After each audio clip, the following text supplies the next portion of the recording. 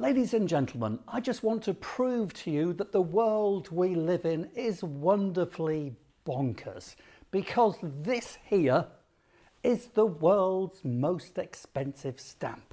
I know, its value is absolutely astronomical. And if you have something like this in your stamp collection at home, or you know somebody who has a stamp collection, well, go and have a word with them, because if they've got one like that, then you, them, whoever owns something like that, are seriously rich, mind-bogglingly rich. This is the 1856 British Guiana 1 cent black on magenta, and they reckon there is only one of these stamps in the world.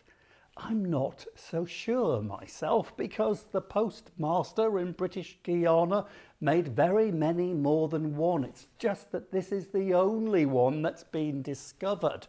So burn that image into your mind, because if ever you go to an antiques flea market, a mall or a centre or whatever, and you see a stamp that looks like that, buy it, because you will be rich immediately. And talking about being rich, I'll let you know what it's worth in a moment. The value is bonkers. But talking about bonkers, the story of how this stamp came into existence is just as bonkers. And if you read it in a book, you wouldn't believe it. Sometimes reality is much more crazy bonkers than fiction. This is how this stamp came to be. So 1856, imagine the scene. It's British Guiana, it's an outpost of the British Empire in South America, and there's a chap there called Mr. Dalton. Mr. Dalton is the postmaster. Now Mr. Dalton is waiting for stamps to be delivered from England, a very long way away. They've got to go across the Atlantic, but unfortunately for him, his stamps are stuck mid-Atlantic in the middle of a storm. He runs out of stamps, so what does he do? Well, what they did during the British Empire, the show must go on. He designed his own stamp.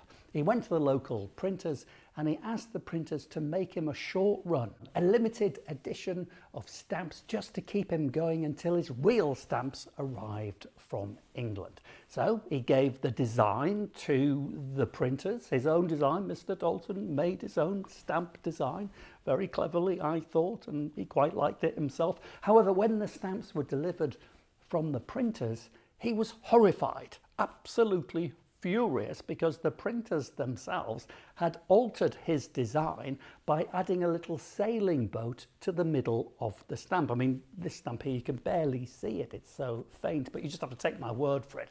There is a little image of a sailing boat, and as furious as Mr. Dalton was, there wasn't anything he could do about it. He needed the stamps. However, he really didn't trust the printers, so he instructed his staff to sign each and every stamp before they were issued. So when they came back through the system attached to a letter, the staff in the post office would examine the stamps to make sure that they were genuine and not ones that the printers had knocked off behind the scenes and been selling to locals, undercutting the British post office. That would have been absolutely diabolical. So take another look at the stamp and you'll see there's a scrawly initial.